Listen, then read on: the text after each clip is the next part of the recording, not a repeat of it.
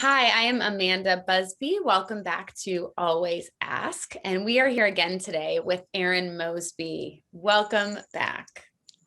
Thanks for having me, Amanda. So good to be here. Yes. So you learned a little bit about Aaron in the last episode. Friend of mine since third grade, 1991. Is that the year? Did I get it right? That's the year. Yep. Nailed it. Yeah, we've known each other just a few years, know a lot about each other. And yeah, just one of my favorite people in the world. So we dove into a lot of things last time. We talked about kind of finding your purpose and finding, joy and excitement and energy and fulfillment, whether it's in your career or not, really finding that in all different areas. And after that, we kind of got off and talked about, what is something that we're both really good at that we want to share with people, like what would be helpful, what would be impactful. And something I think that we're both really good at is connecting with people. Aaron has a really long background in improv, which has really given him a lot of amazing skills around that. And both he and I have done a lot of theater, music. I'm a musical theater major. Aaron did a ton of performing over the years as well. And so I think that we have this ability to really make a genuine connection with someone and sort of, really be present with them and create that connection in any sort of atmosphere. And for a lot of people, I know that can be really tough, right? I don't think that's something that everyone, has as a skill that's easier for them. So yeah, go ahead. Yeah. I think there's this belief out there that there are people who are natural at connecting with folks. Right. And then there are people who just can't do it. And you're in one group or the other. But I think that, yes, there are people who naturally have skills, but you can always learn techniques and sort of behaviors that can open up new experiences and new skills for you. So I'm definitely a believer in there's a class for that. I think we should write a class for that. This will be the first module, right? Because You are right. It's not just a natural thing. I think we've learned that, with a lot of different areas we've been in around theater and performance, and then also just different scenarios and different businesses and being around, different groups of people where like we've been forced into making those connections.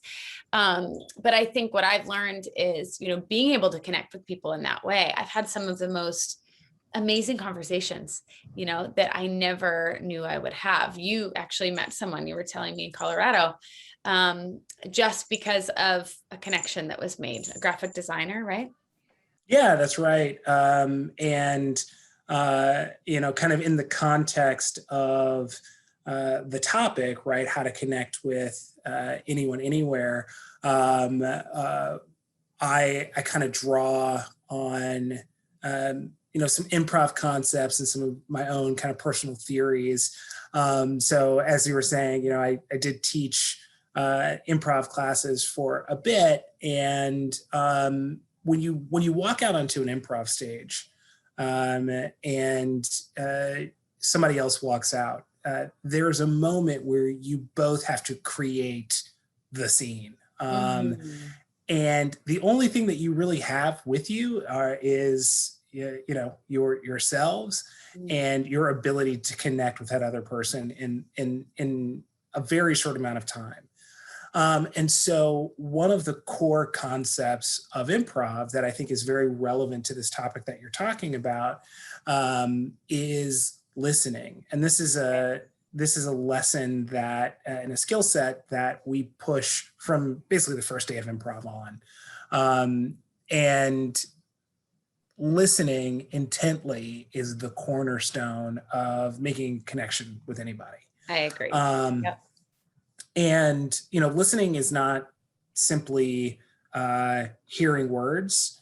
It's seeing body language. It's, taking in all of the information that a person brings with them when they are making an encounter with you.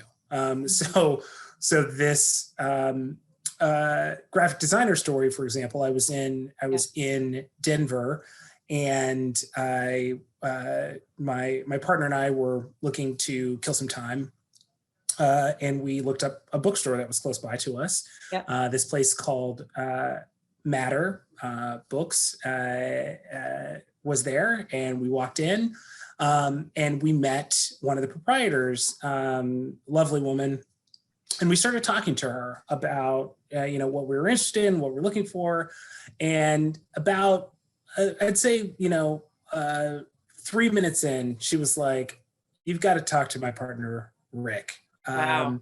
Because she saw in that brief interaction that there were going to be connection points that I would naturally have with her partner, right? Yeah. And she could have treated me like any other customer and said, like, browse around, but she took the time to actually listen and engage and say, "I'm going to make another connection for you," right? Because I think that it's going to be important for you. Right. So you both were, just to interrupt you quickly, that you both were active listening, right? You both were really engaged and present. And I think you can't fake that too, right? So it is cultivating that interest in people, but being really open to what might come from the other person, because you don't know, but you were just sort of in anticipation and active listening of what could come from that. Not sort of conceived ideas of what she's going to say next, anticipating, like just staying open. Yes, receiving that information. And I think it's really the other side of the coin of listening, right? Which is hearing. And in an exchange of listening and hearing, whether or not you hear someone is not up to you, it's up to the person who's speaking to you, right? So it's this moment where somebody says, "You've heard me, I've been heard," as opposed to, "I heard what you said." Right. And so if you can achieve that, if you can achieve if you can achieve somebody saying, "I've been heard," now you've opened up a connection, right? Now you've opened up a space to connect, because that person feels like you're truly interested in what they're putting out into the world, right? And so Rick comes down. Rick's super busy. He's opening up a new exhibit at the Museum of Contemporary Art in Denver. Wow. He's got his daughters in, and he comes down and he starts talking to my partner and I. And for the next 30-40 minutes, he walks us through his store, his workshop. At one point he was like, "Hey, I live next door, so come into my house for a second." I love that.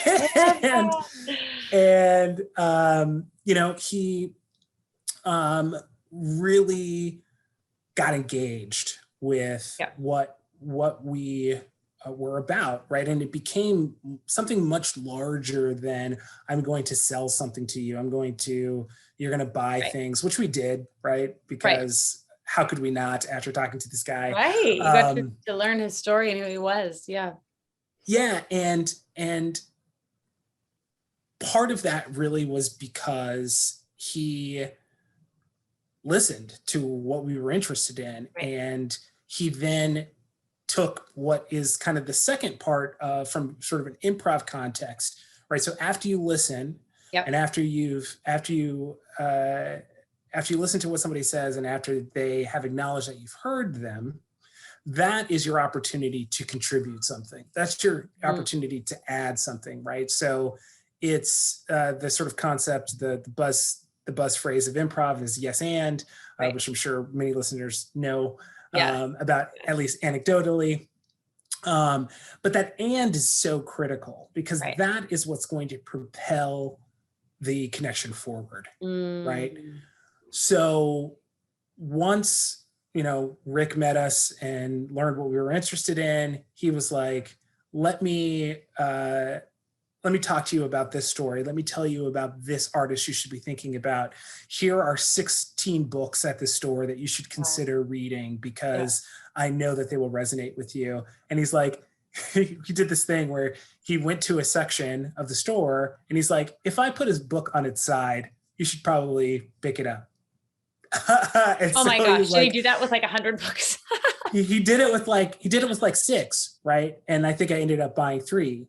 Right. But the number of books was kind of inconsequential because he knew the topics that I was interested in, right? Yeah. Again, from just natural, it wasn't forced. It wasn't like, what kind of books do you buy? It was just like, what do you care about? Like, what are the things you're interested in? What's your art practice? Like these things. And so he's like, here's some tools that will help you along the way. And it's that, it was his contribution. It was that and moment that propelled the relationship forward. And I think all of us can bring something to a conversation. And then this kind of brings me to my kind of third thing, which is, and this is not an improv concept, but this is an Aaron Mosby concept, which is be interesting. An Aaron Mosby concept. It's kind of like copyright that. Right. Like be interesting, have something ready to go to contribute to interactions that you have with strangers, right? Like each of us is interesting. I know a lot of people think, I don't know if a lot of people think this, but I get a sense that there's well, I'm not that interesting. Right. I spend a lot of my time around interesting people and reading interesting things, but I personally am not interesting. And that's just not the case, right? Like if you are spending your time consuming information from interesting people, that's something you can share, and that's something that you can connect with somebody else later. Right. We all have a story. That's what I've learned from really connecting with people is we all have our own unique set of experiences and a story to share, right? And to be, I think, confident enough in that to share that, right? Like it is valuable. And you don't actually know. And you don't actually get to just say, I don't know if it's going to be valuable or not. Like you have no idea what that other person needs to hear. There's been so many times where I've been in a situation, I share something and the person says, oh my gosh, that's exactly what I needed to hear. And I didn't even want to talk about it. It ended up just coming out, right? So just knowing your worth in that scenario as well. Yeah, and it's so interesting. One of the pieces I ended up walking away with out of Matter was and this was part of Rick's show at NCA Denver. He has this ethic for designers, or it's like an introduction to ethical design, and it's this infographic and it's a flow chart of things that you need to do. And one of the squares on this is know the value of your best work. Ooh, that's good. And it's so interesting, right? Because we are often so proud of the best thing that we do. Like think of a project that you've done recently, or think of a piece that you've just finished that you know your own work and you know that this is the best. Our first instinct is just to share it, of just like, hey, let's put this out in the world, of like, here's my best work for free. I want everybody to consume it, and that's fine. But knowing the value of it can help you use it in the ways in which we've been talking about, right? Which is maybe this is going to be a connection point that you have to get you to the next thing. Right. Never diminish the value of your best work, and make sure that you're really leveraging it to the best of its worth and value. And not being afraid to talk about that. I know that's something for me that I had to sort of learn was, you're not bragging, you're not being, vain to talk about your accomplishments. People want to know, you want to share those things too, to connect. And so really being, I guess it's, very much a self-confidence thing of, I do have something to share. We all have something to share. Your best work, whatever it is. So I love that. The listening piece, really important to listen, active listening. I would add to that too, the reflective listening, right? Of really, and maybe this is kind of what you were meaning of, knowing that you were heard. So reflecting back, what I'm hearing and kind of adding on to that. The yes, and I think that is great. Like, yes, I'm hearing you. And here's my contribution to keep that equal. And then what was the third thing again? Was there a third thing? Yeah, the third thing is be interesting. Be interesting. Totally. Be Yeah. interesting. I love that. I love And that. trust that. And I think you said it better, right? Which is, um, uh, everyone has a story to tell. Yes. Tell your story. Right. Um, and know that other people are interested in hearing it. Yep. Yep.